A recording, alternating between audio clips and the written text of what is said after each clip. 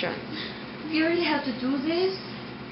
You see, you can work as a nurse in any hospital in the province, right? So why? Good. Good morning, Oh, hi, Mare. good morning. Oh, nice dress. Come in. Thank you, thank Have you. a seat. Have a seat first. Oh, I'm sorry. Pare, good morning. Hi, good morning. How's everybody? Fine. We're fine. Kid is there. Actually, Mike, I heard you'll be leaving for Riyadh. Really? Where did you hear that? Someone talked to me, a neighbor. So you can pay me for Inshallah. because you have to pay me for your increasing debt, huh? Mm-hmm. And then about you, Mare, I have some new items for you. Oh, Check Mare, it I'm out. sorry. I'm really, Good really for sorry. you. But let's Really? just some other time, okay? Okay. I really have to go. Because our son is growing fast. And we owe something from Mari Jen. The hairspray, the perfume you have taken from her. And we have bills to pay every month. My salary cannot sustain our family's needs. Anyway, it's only 2 years contract. I'll be back after 2 years. Okay? And? What do you want to say? After 2 years, I'll be back. God's will.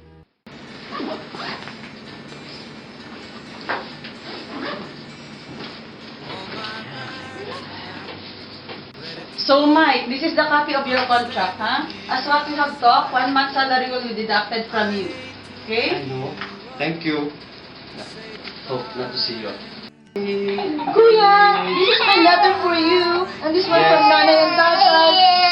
Good luck, happy dreams, we will miss you. Okay. I'll call you once I get home. Okay.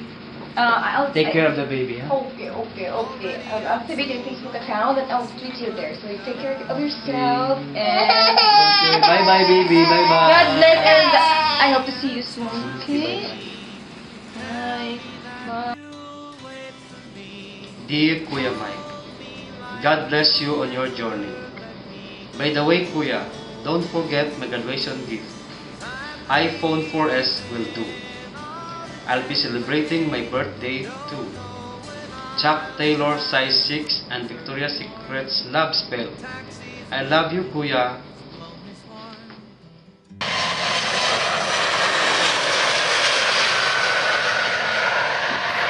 To 8 millibars, range is 17 miles. Apple 1503, speed 1 km.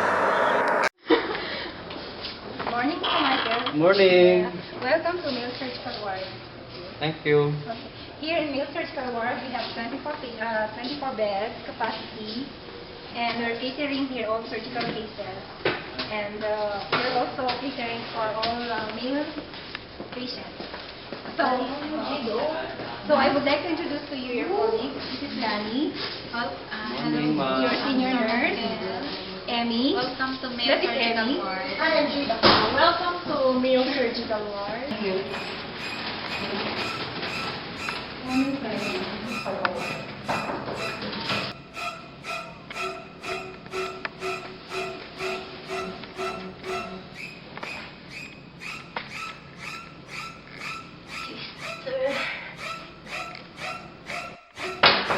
Madam, good evening.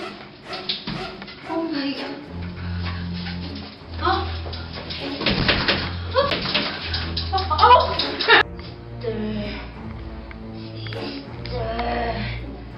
I'm hungry. Sister.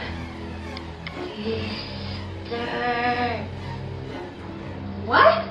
Hungry? God. You really scared. Okay. Madam?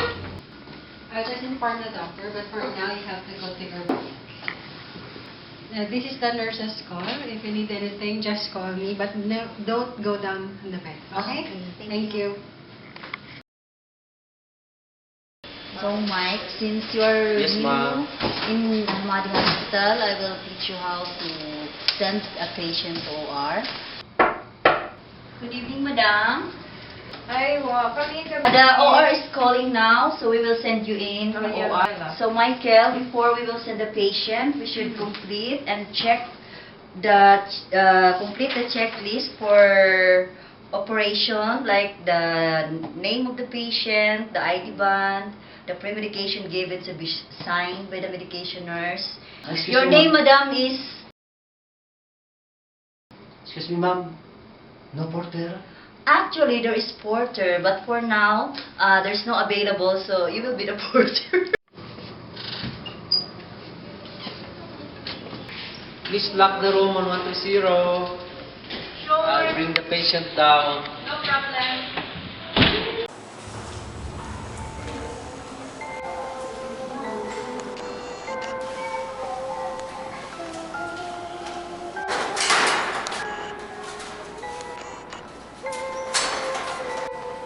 Sister, did you see my slipper?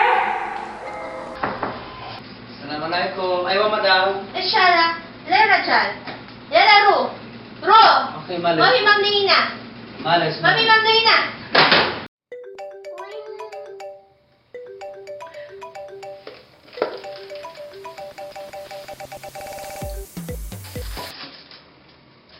Hello.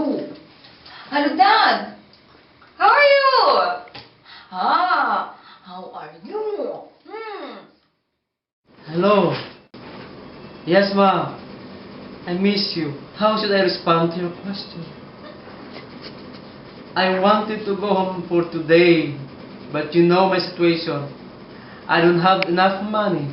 My sister is still in college. I'm drowning in debt. But you promised.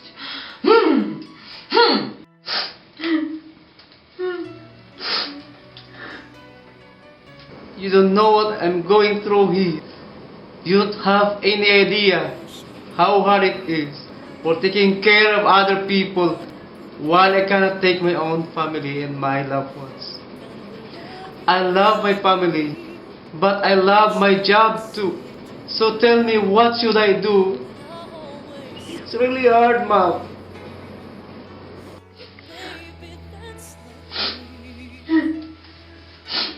I am your wife. You are my son's father. But this relationship is not working anymore. I can't take it anymore. Being far away from you and raising the kid on my own. Maybe it would be good for us to end this. Good evening, Mr. Silvestre. Can you tell me who Mr. Mike is? Well, Mr. Mike is a simple individual. I've been working in Al Hamad Hospital, Riyadh, KSA for more than 5 years now. And I thank God for it. So, how's life being a nurse? Well, life being a nurse is very difficult. Difficult because I am far from my family. Really, I care for the sick, but yet I cannot care for my own.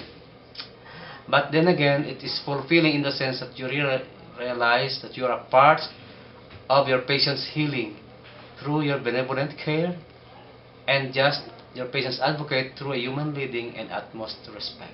Did you ever regret you became a nurse? Maybe some 5% of it.